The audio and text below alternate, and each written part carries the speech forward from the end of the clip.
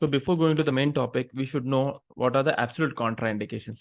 It means that when a patient should not be advised for exercise testing or treadmill testing.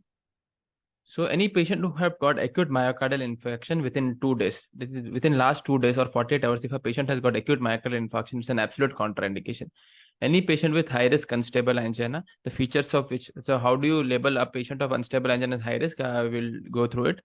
Third is uncontrolled cardiac arrhythmias with hemodynamic compromise. So obviously, when the patient is not hemodynamically stable and not hemodynamically stable, or patient is experiencing already arrhythmias, you will not subject them to more exercises and which may lead to collapse. So that's why it should be it's an absolute contraindication.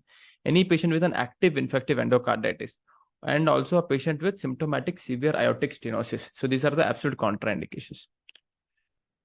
So high-risk unstable angina or NSTEMI is generally assessed by means of a TIMI risk score. TIMI risk score, which has 7 components, which includes first age of more than 65, more than 3 risk factors for CAD, use of aspirin in last 7 days, known coronary artery disease with a prior stenosis of more than 50%, more than 1 episodes of rest angina in less than 24 hours, ST segment deviation, and elevated cardiac markers. So if the score is 5 to 7, then it comes under as high risk. So a high risk unstable angina or NSTEMI, this patient should not undergo a treadmill testing.